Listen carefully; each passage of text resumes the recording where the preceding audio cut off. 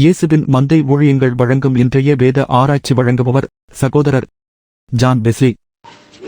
ஆண்டவராகிய இயேசு கிறிஸ்துவின் ஈடு இணையற்ற நாமத்தினாலே உங்கள் அனைவருக்கும் அன்பான வாழ்த்துக்கள். இந்த நாளுக்கான வேத வசனம் கலாத்தியர் 6ஆம் அதிகாரம் 7ஆம் வசனம். மோசம் போகாதிருங்கள், தேவன் தம்மை பரியாசம் பண்ண ஒட்டார். மனுஷன் எதை விதைக்கிறானோ அதையே அறுப்பான். ஆம், அருமையான கர்த்தருடைய பிள்ளைகளே, யோபுவின் புத்தகத்திலே 34ஆம் அதிகாரத்திலே அவனுடைய நண்பன் எலிகு என்பவன் ஒரு வாக்கியம் சொல்லுவார். மனுஷனுடைய செய்கைக்கு தக்கதை அவனுக்கு சரி கட்டி அவனவன் நடக்கைக்கு தக்கதாக அவனவனுக்கு பலனளிக்கிறார். ஆம், அதை நாம் பின்பதாக பார்க்கிறோம். யோபுவை அவர்கள் வேதனைப்படுத்தினார்கள். அதே வேதனையை அவர்களுடைய வாழ்க்கையிலே ஆண்டவர் ஆகிய கர்த்தர் யோபுவின் நண்பர்கள் நிதானமாய் பேசவில்லை, யோபு பேசினது போல பேசவில்லை என்று சொல்லுகிறார். யோபுவினுடைய ஜெபத்தை கேட்டுத்தான் உங்களை மன்னிப்பேன் என்று சொல்லி ஆண்டவர் சொல்லுகிறார். தம் மாம்சத்துக்கென்று விதைக்கிறவன் மாம்சத்தினால் அழிவை அறுப்பான், ஆவிக்கென்று விதைக்கிறவன் ஆவியினாலே நித்திய ஜீவனை அறுப்பான். நம்ம வாழ்கிற வாழ்க்கைக்குரிய பலன் நிச்சயம் உண்டு. அவனவன் தந்தன் பாரத்தை சுமப்பானே. நாம் பேசுகிறதிலும் செயல்படுகிறதிலும் தேவனுக்கு பிரியமானதா, வேத புத்தகம் நமக்கு காண்பிக்கிறதா என்பதை அநேக நேரங்களிலே நாம் சிந்திக்க மறந்து விடுகிறோம். மனுஷன் யாராக இருக்கலாம், நாம் நன்மையை விதைத்தால் நன்மையை அறுப்போம், நீதியை விதைத்தால் நீதியை அறுப்போம். அவனவன் தந்தன் சுய கிரியையை சோதித்து பார்க்க கடவன். நம்ம கிரியைகள் ஆண்டவருக்கு உகந்ததா?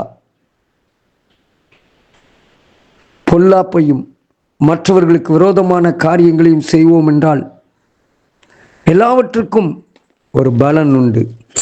எல்லாவற்றுக்கும் ஒரு பலனை ஏற்ற நேரத்திலே கர்த்தர் கொடுப்பார் என்பதை நானும் நீங்களும் மறந்துவிடக்கூடாது. ஆதியாகம புத்தகம் 4ஆம் அதிகாரத்திலே காயின் ஆபேல் 2 பேரும்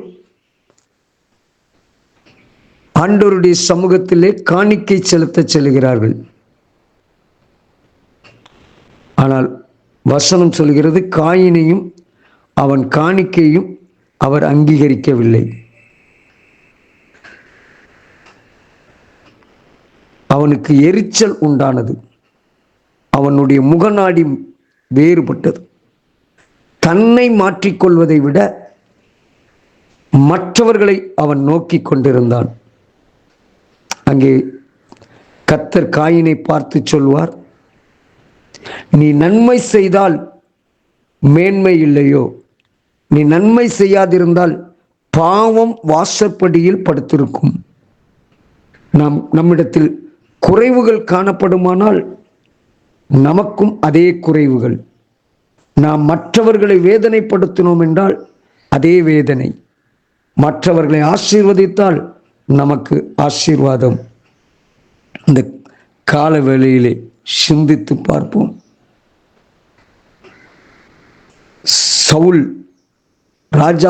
முதல் ராஜாவாக அபிஷேகம் பண்ணப்படுகிறான். ஆண்டவருடைய வார்த்தைக்கு உகந்ததல்லாத செயல்களை, ஆண்டவர் கட்டளை கொடுத்த கட்டளையை மீறி நடக்கிறான். விளைவு மகாபெரிய மேன்மையான ஆசீர்வாதமான ராஜ்யபாரத்தை இழக்கிறான். தாவீது சவுலுக்கு விரோதியாக காணப்பட்ட சூழ்நிலையிலே தாவீது சவுலை அழிக்க எண்ணவில்லை. அவனை அழிப்பதற்கு பதிலாக அவனை பாதுகாக்க எண்ணினான். விளைவு, ஏற்ற நேரத்திலே தாவீது ராஜாவாக மாறுகிறான். காரணம், அவனுடைய உயர்ந்த குணம், அவனுடைய மேன்மை மிக்க குணம், செய்கைக்கு தக்க பலன். மனுஷன் எதை விதைக்கிறானோ அதையே அறுப்பான். ஜெபிப்போம். அன்பின் தகப்பனே, நாங்கள் மேலானதை சிந்திக்க, உயர்வானதை பெற்றுக்கொள்ள ஆண்டவரே, நாங்கள் ஆசீர்வதித்து ஆசீர்வாதங்களை சொந்தமாக்கிக் கொள்ள, மற்றவர்களை கண்ணீர் விட வைப்பதற்குரிய செயல்களில் எங்களை காத்துக்கொள்ள எங்களுக்கு உதவி செய்யும். கர்த்தர் உங்களை ஆசீர்வதிப்பாராக. God bless you. ஆமீன்.